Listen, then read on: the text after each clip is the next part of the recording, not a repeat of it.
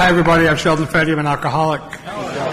And I'm grateful for the 7 or 8 minutes that Steve has left us to do this.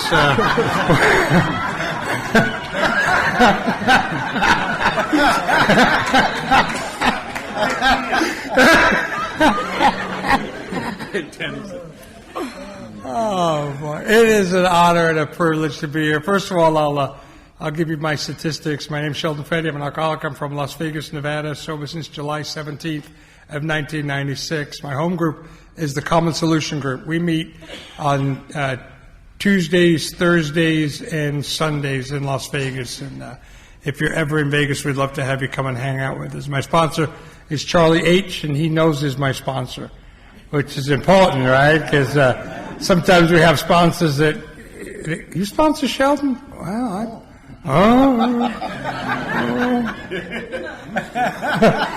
the other problem is with me is that nobody would ever say which Sheldon, right?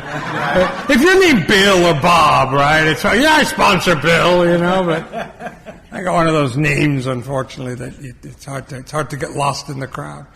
So this first session, we titled "Not More of That God Stuff," because we wanted to spend some time this afternoon talking about the first 3 steps, talking about our journey into Alcoholics Anonymous and trying to find a way to surrender. And what I heard, this is an old cliche, but I love it. How do you find a way to come all the way in and then to sit all the way down and then to stay in that chair? How do you find a way to do that? So I'm going to spend a couple of minutes talking to you about my first step experience. I had my first drink when I was 9 years old, and I loved it. I tell you, at 9 years old, something in my brain said, "Oh, you've had an alcohol deficiency, and for the sake of your health and well-being, you need to consume alcohol from now until the day you die." And I got in little bits of trouble. I'm a Jewish kid, and at 13, my bar mitzvah, you're supposed to enter manhood, all right? And I walked into the party after the religious ceremony, and my grandfather said, "You're a man now. You watch the bar." And he went to go eat. And there was clear stuff, green stuff, orange stuff. I mean, there was stuff it was fun. At my bar mitzvah, I slapped my mom, which is that's not part of the ritual. I know most of you aren't Jewish, so just so you know, there is no mom slapping ritual in the Jewish religion. You're supposed to have a photograph taken in your religious garb, looking all pretty, and I passed out on the couch. My shirt was untucked. My tie was to one side, and my grandfather had placed an empty bottle by my head, and they took that photograph at 13 years old. And what they didn't know is they were going to have the opportunity to take that same photograph many, many times. They thought, "Oh, this is unique." Click. It just was Tuesday. Click.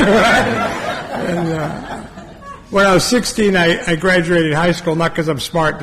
That's when you graduate in England, and I signed on welfare, and I got my own welfare apartment and my own welfare check, and I'm 16 years old, and I'm drinking like a fish. And my dad, who had moved to Southern California, I grew up in the north of England, he'd moved to California, came to visit and saw me living that way, and he said, "I'm going to take you to California, and we're going to fix you." And I don't know much about being fixed. But pretty girls and palm trees, right? All I'd seen is California on TV. I'm like, I'll go. I hope Americans drink. Well, I don't know if I found out you do. It was safe. So anyway, I get to California and the party's on, and I had a blast. Not all of my drinking career was horrible. Sometimes in meetings, when people share about their drinking career, you're like, "My God, why the hell would you have done it twice? It sounds horrendous." I had an amazing time. I found this small band called the Grateful Dead, and they've been following me ever since. I planned a vacation in New York next weekend, and those sons of bitches are playing at City Fair. Everywhere I go, they show up, right? So I found these guys and everything that goes along with that, and I had an amazing time. I'm a fairground pitchman by trade. I sold Ginsu knives and oven cleaning products at state and county fairs. But wait, there's more. I ended up on QVC. I was a spokesperson. I'm printing money at 22 years old, having a great time. But something happened at 25. I turned 25. I had drunk myself out of that job. I knew it was because they didn't like Jews, by the way. Right? But they said it was because they didn't want an alcoholic crack addict as their national spokesperson. It's their world. I'm just... I lose that job, and then I lose another job, and I'm 25 years old, and it is clear to everyone, including me, that I shouldn't drink. And it's clear to me that if I would just quit drinking, my life would, I'd go back on TV, I'd be a superstar. So I try not to drink. I go to detox. I go to a 7-day spin dry, and I come out of that pretty excited. Because I know that you guys are going to teach me how to stop or moderate, not sure which, but one or the other, and my life is going to make sense again. And I come out of there and I go to a halfway house. And I tell you, honestly, I didn't want to drink. I had messed around with quitting before, but I didn't want to drink. Something happens to me that is weird when I stop drinking. Something happens to me that is hard to explain. On the outside, my life gets better. I get a job, I pay my rent. To the outside world, it looks like quitting drinking was a good idea. But inside, I get this lonely, squirmy, empty, uptight, vacant, angry. And I tell you, I just don't feel good. And I feel insecure. I feel like the world is just like this dark and difficult place that I got to fight my way through and navigate my way through. And I feel like I can't tell you, right? You can't go into a bar or into a halfway house meeting or some tough guy men's stag and they say, how you doing? You go, oh, I'm a little insecure, a little squirmy, feeling afraid. I'm not sure if you guys like me. Then you're going into your local men's stag and going, oh, I'm just not sure if anybody likes me. Right? We don't, kid. Now sit down, right? So what I say is, fine, I'm fine. How are you fine? Fine. But inside, I'm just... So I get a plan together. And it's a good plan. I am not going to burn my life to the ground. I am not going to do it. There's no way. Why would I? It would be stupid. But I got an edge. And all I want to do is just knock off the edge. So I'm going to have one. Maybe 2. 3 at the most. No more than 4.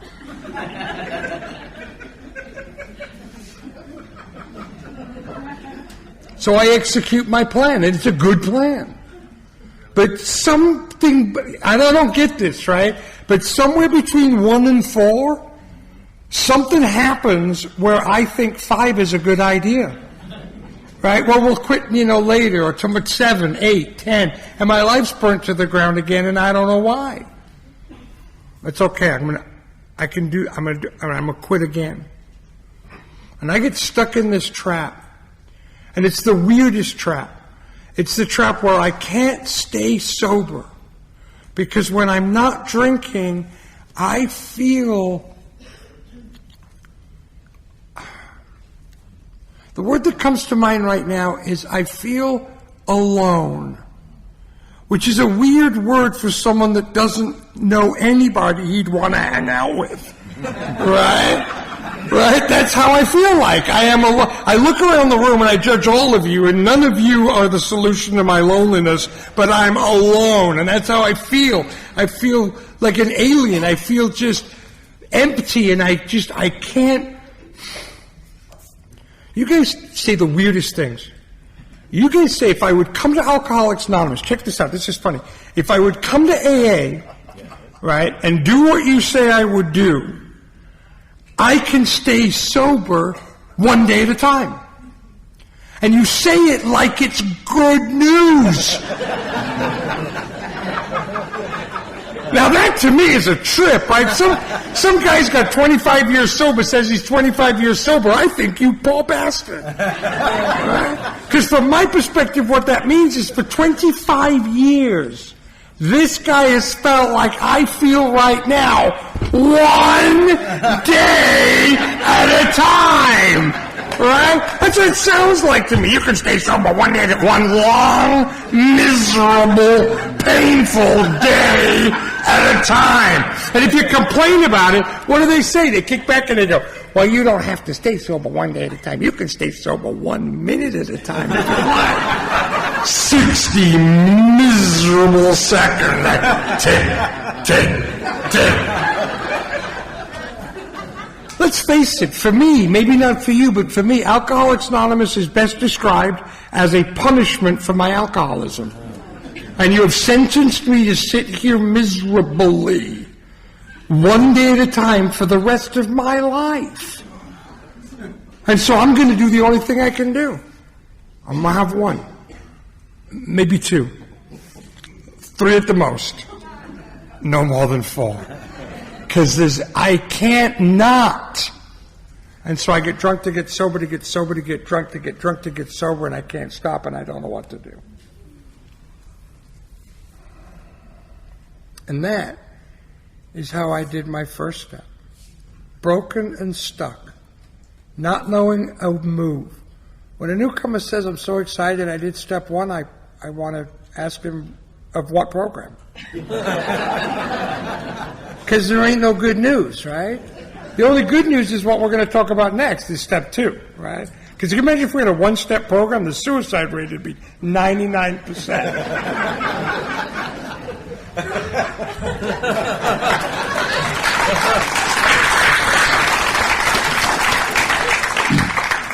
John Evans, alcoholic. Great to be here and great to be sober. My statistics, sobriety date July 5th, 1989. My driver's license says I live in Franklin, Tennessee, so I guess that's where I'm from.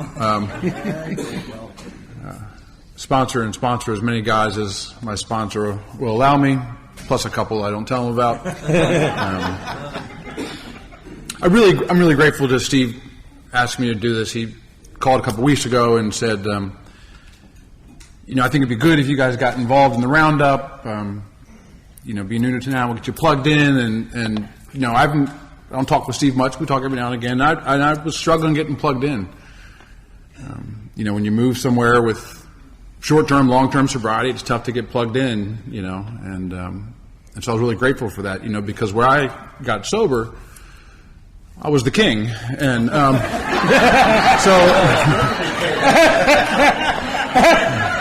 it was, it took a long time to earn that, title in where I live, but so how disheartened I was to come here and find out that Steve was the king. Because he's not old enough where I can wait for him just to die off, So I'll shoot for Duke, I guess. But he didn't ask me to do this. He asked me to be a host, and then something happened with Jeff, and he said, "Hey, will you fill into this?" And then I was, you have to say yes, but I really didn't want to say yes. I'm the guy that likes to be asked to speak, but I don't really want to speak. I just want to know that you like me enough to think I'm qualified. But and these workshops are always. I don't mind telling my story anymore, right? You can tell it in your sleep, put people to sleep with it, but. The workshops are always a little weird because you feel like, like Barkley said before the workshop, I'm going to get my notepad, right? Like there's going to be some golden nugget involved in this where, you can leave here and now go, that was what I've been missing for the last X amount of years. And I was going to tell you, but Sheldon already did, that by example, that there are no golden nuggets during these workshops. But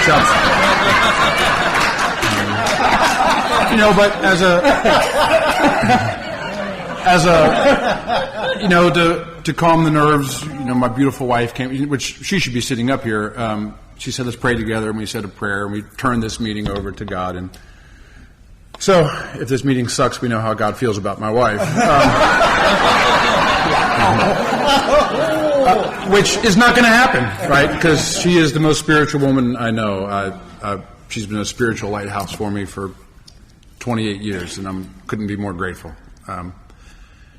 It's been tough keeping her sober this whole time, but enough of the shtick. I love when I got asked to fill in. I love these titles because I passed over this second step, thinking, "Oh yeah, I believe in God. Let's go on to the next one" for a long time. But we're going to try to break this into 1, 2, and 3, and pass it back and forth.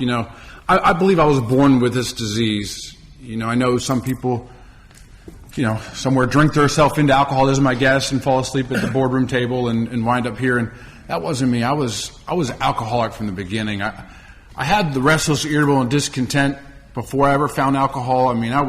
Nothing was right in my world. I grew up in this is not why I'm an alcoholic, but I grew up in this crazy alcoholic home, and just, it was madness. And, but the restless, irritable, and discontent was everywhere. But when I added alcohol, it was a game changer. And my first intentional drink was at 11, but, in thinking about it, I was exposed to alcohol and some pills before that. I was so ADD, I could not sit through a 50-minute class as a kid, right? When I say I couldn't, I'm not saying, honey, I can't take the trash out right now. I couldn't.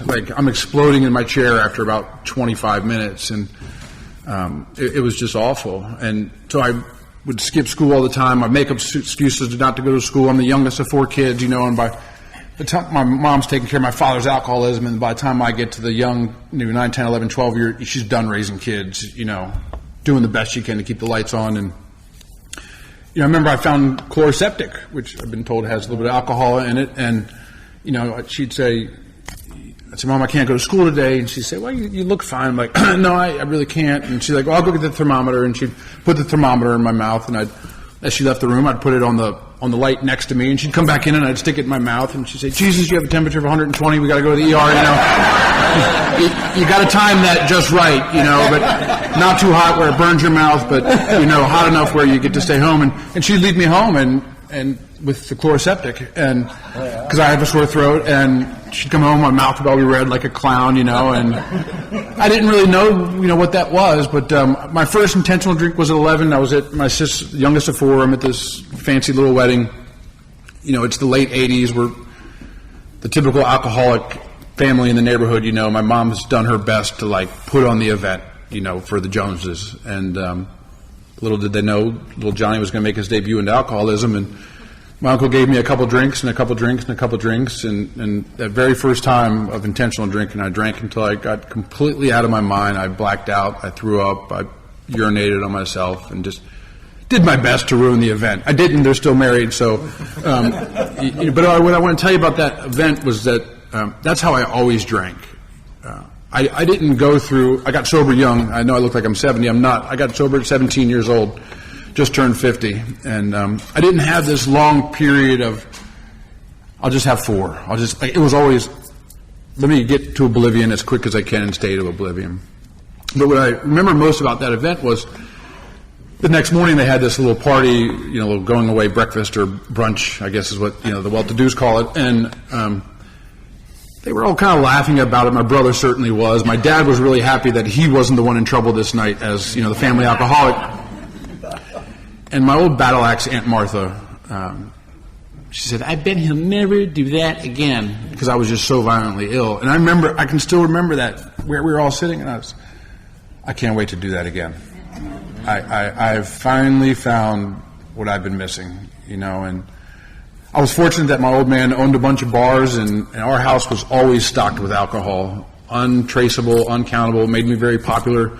We had a very typical 3,000, 2,500 square foot home and a basement, and the basement was just littered with half cases of alcohol, because his MO was he'd start a business, it would go bankrupt, he'd bring a bunch of alcohol home and start, that whole cycle. And so, I could just go downstairs and drink whatever I want, whenever I wanted, and it got me here at 17 years old. I'll briefly tell you that I found the fun stuff that goes with it, and it just multiplied my disease. It was like adding water to a Chia Pet. I just, you guys remember the Chia Pet on the old People's Drugstore? It was just, but it was faster than that, and when I found the right combination, I made a decision This is how I'll spend the rest of my life. I do not care. There was just and it wasn't because of the circumstances, although they were crazy. I did not have the tools that you guys had. Well, not you guys. The other, the normal people that I was there with. You guys didn't have the tools either. And I just, Bill talks about the alcoholic thinks his life is the only normal one. And I so resonate with that because I didn't understand why everybody else went to school. You don't have to go to school.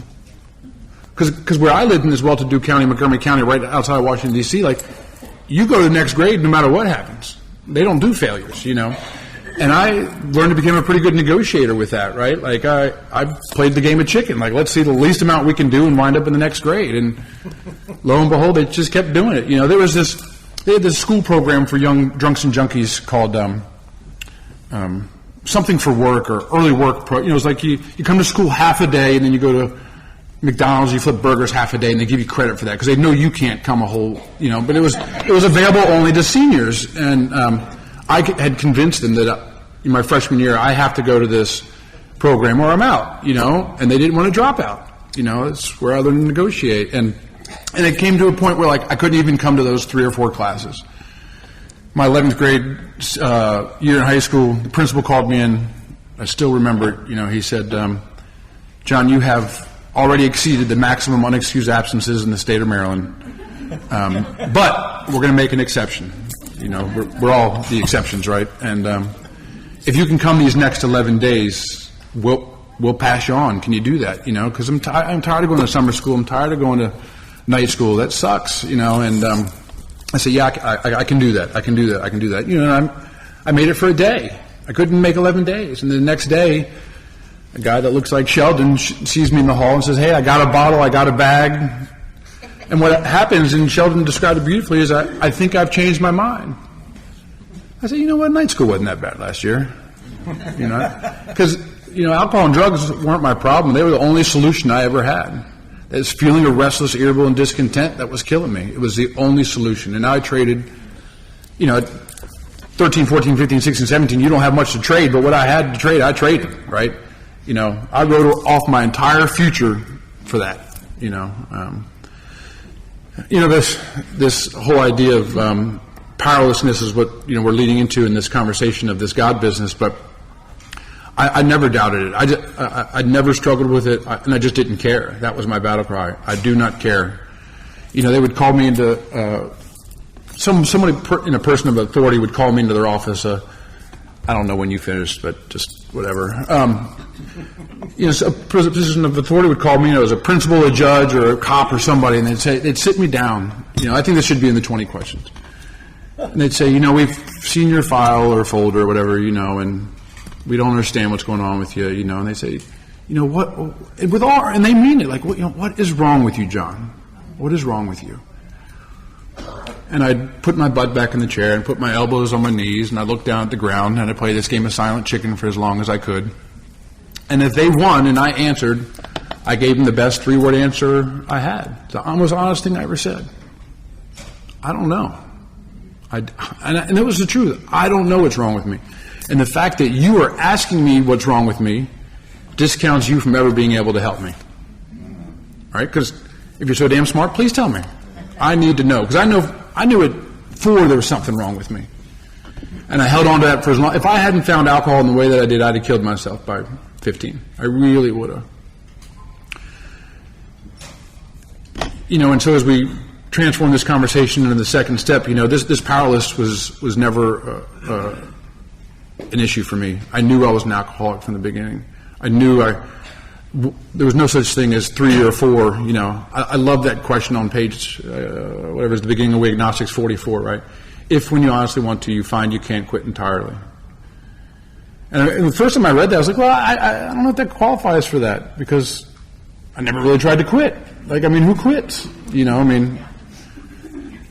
That's a bad idea. Quitting is a bad idea. But in that second half of that question, or if you have little control over the amount you take, it's like, oh. And then my sponsor explained to me it was an or question. And when I told him that first half didn't really apply to me, he said, really? You never quit? I said, no, I didn't quit. He said, well, I heard your story. You got arrested 3 times by the same cop on the same street, within 3 weeks period of time with 16 felonies. what did you say in the back of the police car? God, get me out of this. I'll never do it again. I said, that sounds a little bit like quitting, when you were detoxing in the hospital for a couple of days and you say, I'll never do this again, but I'd never really taken that honest, I'm never going to quit, it was just a temporary circumstantial thing. And so what I'm getting at is I'm so grateful that when I got here, that it was not a missionary force that came and got me, right? They were glad that I was there. They weren't really upset if I left. And that was the magic of Alcoholics Anonymous, right? This language of the heart, right? Wasn't you need to, you shoulda, you coulda, you woulda, right? It was like, this is our deal, and if this resonates with you, we'd love to show you the way. And I couldn't be more grateful, because when I got here at 17 years old, I was not a high-value draft pick. You know what I mean? The old-timers were not knocking themselves over to help me, they were willing by any means, don't get me wrong, you know what I mean? But I was that kid that ruined the meetings, coming late, leave early, drink all the coffee, smoke all the cigarettes, make a mess, and then leave. And every now and again, you'd be dumb enough to call me during a meeting, and I'd take it hostage, and the whole group would go, don't call on John. I'm going to turn it back over to Sheldon.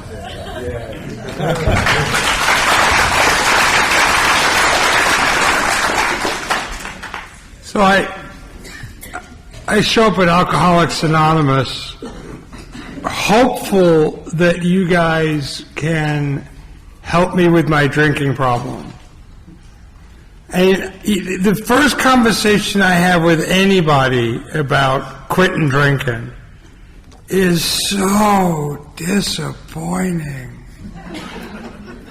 Because at first it's like, oh, you drank like me. Oh, you did dope like me. Oh, you feel like me. Oh, my people.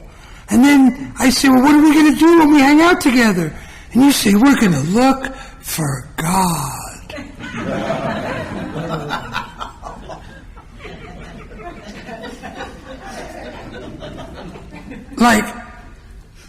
Is there anything else that we could do together? I have a real this is how I feel, right? I feel like I have a real problem. This is real, right? I have been in trouble with the law. I have lost every good job I have. I have can't pay my rent, right? My parents are incredibly angry at me. I haven't had a girlfriend in, ever, right? Some people are dangerously, in the book here it says we're dangerously or disgusting. The dangerous guys get the girls. I was the disgusting guy. We get nothing, right? We get nothing. So, but I got all these real problems. These problems are real. And you come at me with your Santa Claus fake fairy tale nonsense solution of we're going to go look for God. Now, I know I'm in the Bible Belt and I got to be careful, right? But he's forgiven me for all my heresies, so we're safe, right? But I just can't understand. Right? I don't believe in God. Okay, so look, here's the deal. I told you that I grew up in a Jewish home. This is true. But it was an atheist Jewish home. Right? Now, what I mean by that is we did all the rituals, right? And we went to temple on the high holidays, right? But we didn't believe in God. You don't have to believe in God to go to temple or church, do you? You just don't. You can just be doing the dance. You do the hokey pokey. And that's what we did. We did the Jewish hokey pokey, except for the bacon part. We still ate the bacon. Maybe that's why I'm an alcoholic. That might be it. Maybe it's because I'm a bacon-eating Jew. You never know. This is a new thing. I had to come to the Bible Belt for God to tell me that if I just didn't eat the bacon, I wouldn't have to deal with you people. But you know what? You're worth it. Because screw it. I love bacon. So who cares? You're worth it. But anyway, that might have been the nugget. Let me just reel it back in just a little bit. I got off track. I'm sorry, Tom. So anyway, right? So we're these atheist Jews, right? My mom would say things like, she'd say, God is the opiate of the masses. It's for fools and children. Now, get dressed. We're going to temple. In the sect of Judaism that I grew up in, I actually grew up in a religious, Judaism's like Christianity, right? There's a million different types. And I grew up in the Hasidic temple, in a very religious sect of Judaism. Like not my, the whole deal. Not my parents, but my grandparents, right? And so my parents were like starting to come away from it, and then we just tore it all down. But anyway, but on Shabbos, on Saturdays, you can't drive. And so you'd have to walk to temple. Well, the Jews had moved from the bad neighborhoods where they settled in the 30s out in after the Second World War in the 50s out to it was 5 miles away from the, and you could see them all every Saturday morning, dressed in their freaking black coats and black hats, walking 5 miles in the snow, uphill both ways. To show, right? To show, that's what I call 5 mile Jews. We were 2 block Jews. We would take the bus to 2 blocks away, make ourselves look tired, make sure you couldn't smell the bacon, and then walk the rest of the way, right? So you know, so we weren't really serious about our Judaism, is what I'm trying to say. And then I had some resentments, right? I went to a Jewish day school, and it was just like your nun experience if you're Catholic, right? I did that whole deal, and I had resentments against the Jewish religion, and I can't do the Jewish religion. I can't. And when you guys talk about God, it means one of two things, right? It means going back to being Jewish, which I can't do, right? Not possible. Or it means becoming a Christian, which I have to tell you, that's the one thing that you can get away with bacon, but you can't get away, there's no way. If I learned one thing, it's that I learned 2 things. One is that Judaism is just silly, and the second thing is Christianity is sillier. Right? I just want to point out, some of you have been laughing at the whole Jewish thing the whole time, and I made the one Christian joke, and you're looking at me like I'm a heathen. You have inventory to write, you have work to do, and I hope your sponsorship line is strong. You can survive this. You can get through it. Anything's possible in Tennessee in 2022, for God's sake. But I can't do my God, and I can't do your God, and God's the only answer, and I can't do God, and I'm not doing God, and I don't believe in God, and there is no God, and I can't do God. I'm not doing step 2, can't do step 2, can't do step 3. Can't do, I'm not going to do. Hope you got something else. Said that to my sponsor. Hope you got something else. Because I can't do God, and I'm like scared, because all joking aside, I'm stuck in this step 1 deal. Can't drink, can't not drink, burning my life to the ground, want to kill myself, like dark, lonely, frightened moments, and you guys are giving me an answer that is not attainable. It's not attainable. And I don't care what you've got to surrender to the idea it ain't attainable. I can't do it. Right? You want me to lie to you about it? This is life and death. Is that what you want? You want me to lie? Okay, I believe in God. Are you happy now? I'm still going to die. I'm telling my sponsor all this, and he's just like, Jesus. These Jews are crazy. But anyway, right?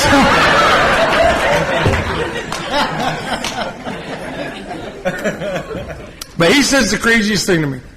He says, you don't have to believe in God to do step 2 or step 3. I said, what are you talking about? He says, I'm going to prove it to you out of the big book of Alcoholics Anonymous. I'm going to show you in the book where it says, you do not have to believe in God to do step 2. But first of all, I want you to go out to the home group. Go talk to the guys, your friends, people you respect and you like, and ask them why they're sober. That's dumb.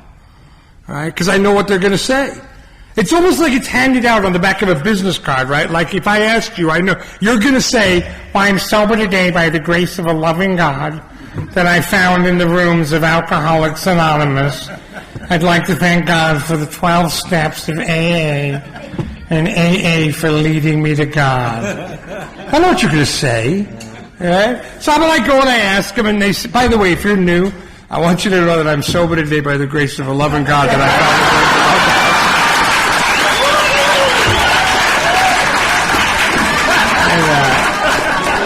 I would like to thank God for leading me to AA and AA for leading me to God. I just want to let you know that but that's not who I was then, right?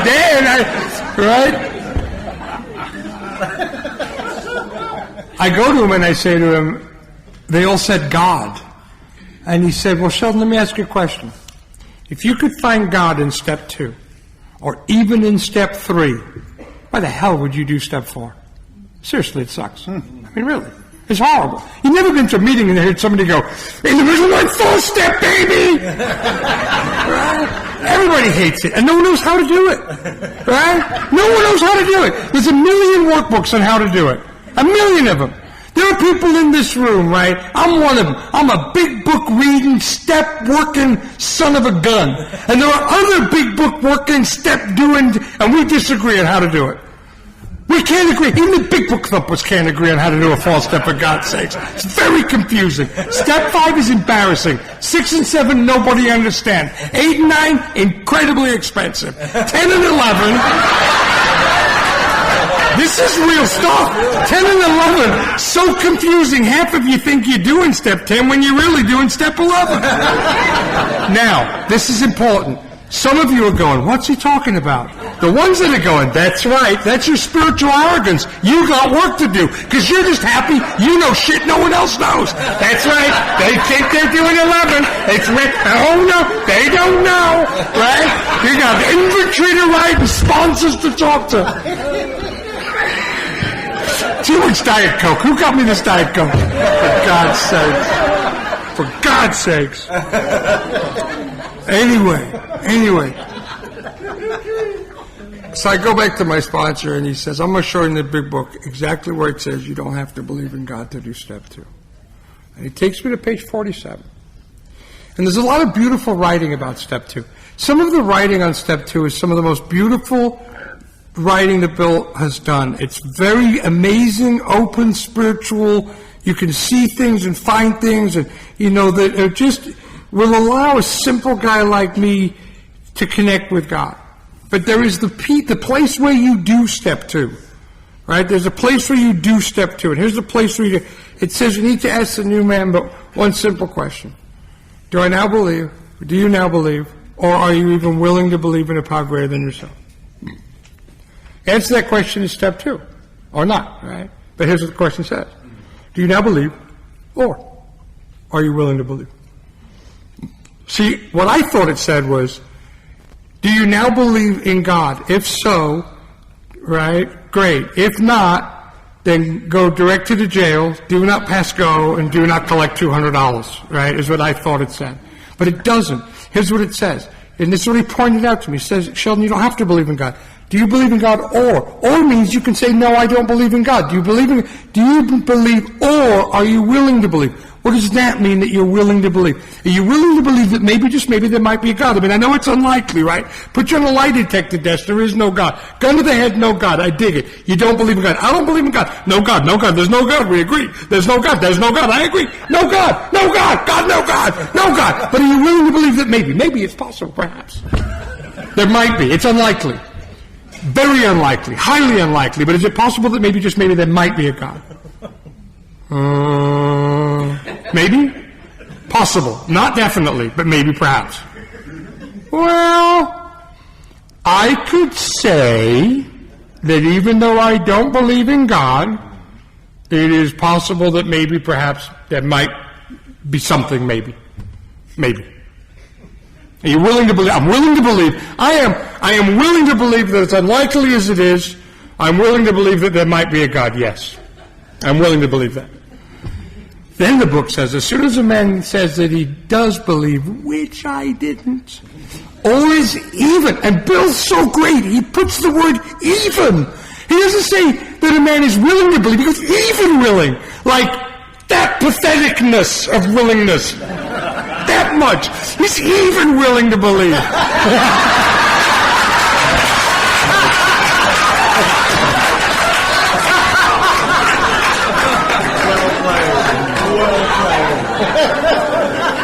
I doff my cap to you, sire, for you are. In fact, you may not be king, but you are princely. Even willing to believe. At that moment, the book says, we emphatically ensure him he is on his way. Like, yeah, baby, you're done. Step 2 in the bag. So if you're new, or you're not so new, and you're wondering about what step 2 is, we just did it.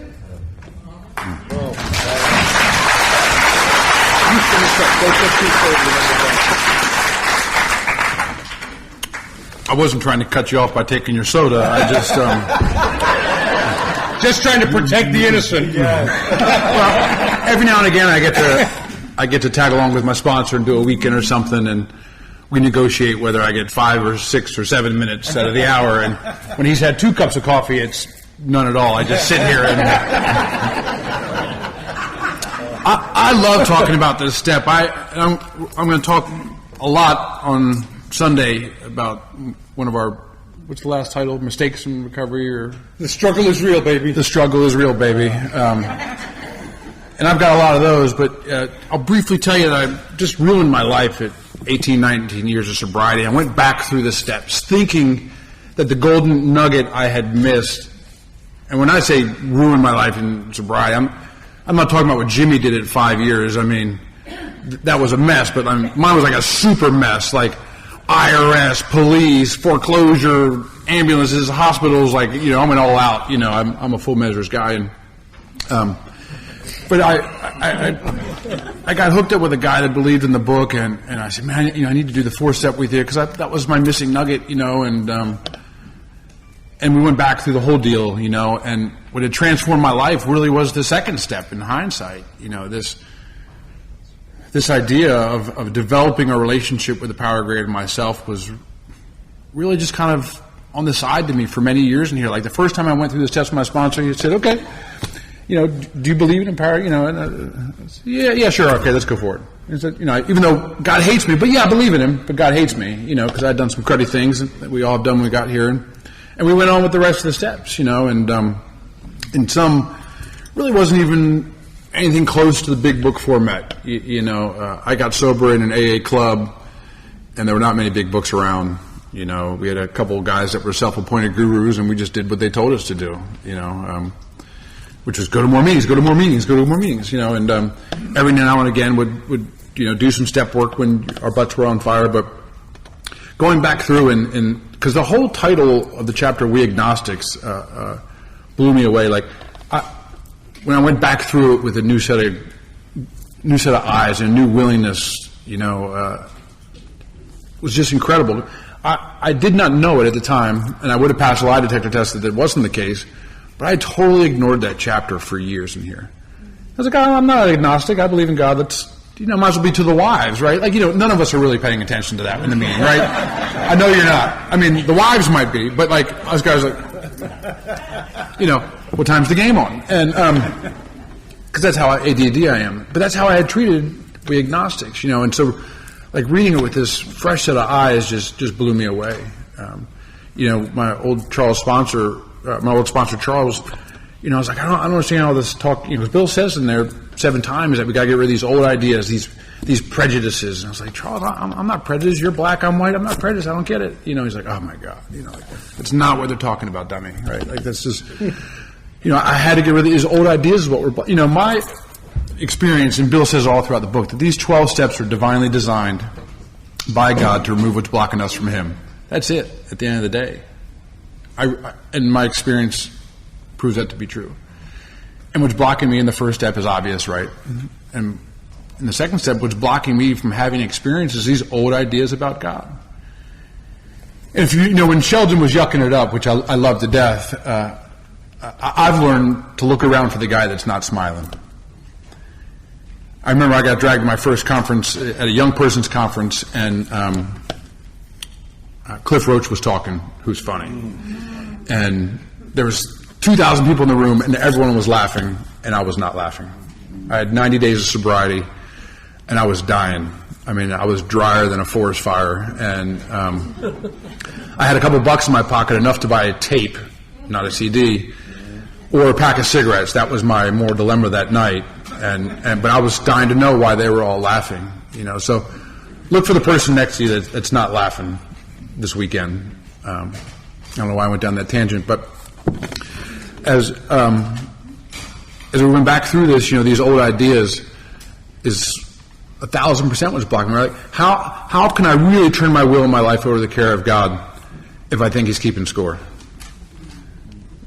How can I turn my will and my life over to the care of God if He's not big enough to solve my problems? You know, because as I told you, I got sober at 17, right? Like, this idea of a spiritual awakening, you better get that. You know, this spiritual awakening, like, I've had a spiritual awakening. It happens outside of the Grateful Dead concerts in the parking lot. I understood this idea that I need God, I guess, but like, I was not all in on this deal, but I kind of believed he hated me, so let's go forward, And for me, the third step in that was like this, all right, God, I'll turn my alcohol and my drugs over to you, but I'll handle the money and the women. It seemed like a good allocation of responsibilities. Because if I really turn it all over, and I don't pretend to really know how to do that, but if I really turn it all over, am I going to get what I want? Because I just know getting what I want will make me happy. And I even had that confused, right? What I really found out what I wanted in Alcoholics Anonymous was peace. I just want to be able to answer the phone. I just want to be able to, when I get introduced to somebody, I don't look at my shoes. Open the mail. Those are things that I couldn't do for a long time in Alcoholics Anonymous.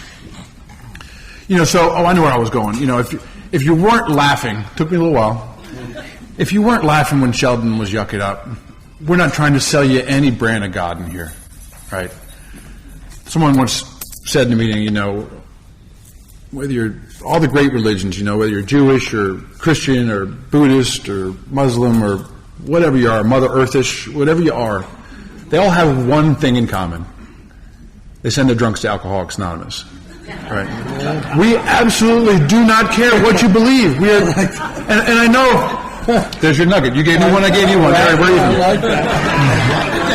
Right? We just do not care what you believe. I know there's like a super smart, millennial here that's saying, no, you guys are selling me the baby Jesus deal. You said the Lord prayer after the meeting. I know it. Like, no, like, we don't care. But you have to believe in something. Because in the first step, you said you were powerless, right? One of my earlier sponsors told me, John, the only reason that someone does what you do, right, lives in a way that is against your best interest is either you're dumb as a box of rocks or you're powerless. Which is it? I know these things are not good for me. I know this is going to have dire consequences tomorrow. But I just don't care, right? Because this idea of being stuck with me at this moment is just intolerable. So I'll trade in the future.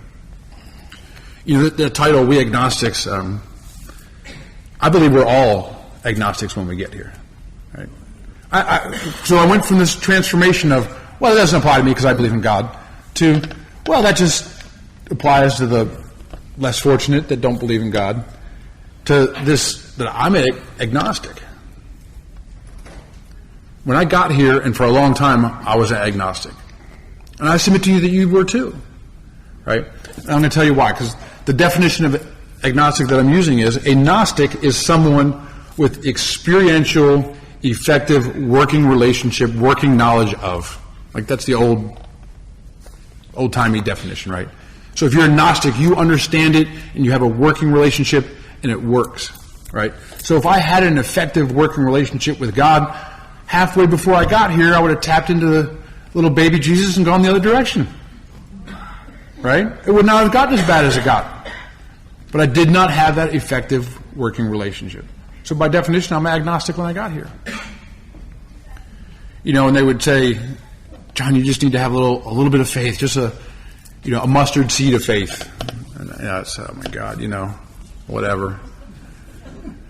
Because I had this working knowledge of, if I could just make my life look the way that I want it to look, I'll be okay when I got here. Spiritual awakening, if it happens, great, whatever, okay, I'll pray, And what Sheldon says is true. You don't have to believe in these things for them to work. Just say the prayers, do the work. Against my willingness, it'll work. So they said, have a mustard seed of faith, and someone once, I actually stole this from somebody, but, typically we think a mustard seed is just the tiniest of flecks, you can barely see it. But in biblical times, that's not what it meant. The definition of a mustard seed was two things. One, it spread like wildfire. Now that's the kind of faith I need to have. And it had medicinal healing purposes. So when someone says you need to have just a mustard seed of faith, that's the type that I'm looking for today. And as I went through the step work with my sponsor, trying to identify these old ideas, man, it was a long list. At 18 years of sobriety, God's keeping score. Every time, and I still have that circumstance today. I still fall back on those old ideas today. That's why we all got to continue to work with each other, have a sponsor, because I forget what I believe on a regular basis. My transmission breaks down, and I think God's getting me back for screwing the IRS out of $3,000 last year or whatever it is. I didn't tell my wife about some part I bought for my boat, and it doesn't work right. I know God's punishing me for that, Mike Allison's not here, is he? He's out fishing. Son of a gun. But that was really it. That I'm not good enough for God. I'm still in the negative. I can't. Those lady scales of justice. I just can't do it. I'll never be back to zero. And when I'd been, about 10 years of sobriety, I went on this search to figure it all out. And I'm really glad I did. And I love the faith that I found to some degree, and I hate the faith that I found to some degree. And I'm not going to have that conversation tonight. There's not enough time. But in hindsight, right, that's how we learn stuff. Like, I was trying to figure it all out. Like, because I want to know the boxes I got to check. Right? Like, I understand you guys have showed me the recipe for sobriety, right? Meetings, prayer, sponsor, go to the detox, do step work, read the book. Amen, right? But I want more than that, right? I want the big house, and I'm sure later, sooner or later, I'm sure I'm going to die. I don't think I'm going to, but if I do, I don't want to burn in hell. So I got to figure this out, and I went on this quest to find the system. And what I found was that I didn't need a system, right? I mean, Bill tells us clearly, right? Like, we're never going to fully figure this out. We'll never fully comprehend that which is God. I mean, what a arrogant thing to do in hindsight, right? Like, that we all do, right? But the flip side of that is that even though that is an arrogant quest to try to figure God out, this journey of developing a relationship is the most important thing that we do, right? I mean, is there anything more important that I do today than try to establish that contact with God? No, without question, the answer is no. And the even wilder question is, why don't I act like that? Right? We talking about the 11-step, sometime misunderstood as the 10-step inventory. A lot of people text these back and forth with their different groups of friends, and I love when my guys send me these, when I read them. The one question about, were we thinking ourselves most of the time? Oh, no. Like no. I put on, of course I was thinking of myself most of the day. I mean, imagine if you had two stopwatches going, and one clicked when you were thinking about yourself, and your needs and your job and your wife, but you, and the other started and stopped when you were trying to seek God and develop that relationship. I mean, 5% on a good day? I mean, think about that. You're awake for 18 hours. 5% of that's an hour. How many of us really do that? Now, I know we go to a meeting for an hour, but what are you thinking about during that meeting? Either what you're going to say next, or why hasn't he commented on what I just said? What did you say? Go to 2:30? Yeah, we're done. Really grateful for this opportunity. Looking forward to spending more time with you guys tomorrow, and we're going to turn this back over to Steve.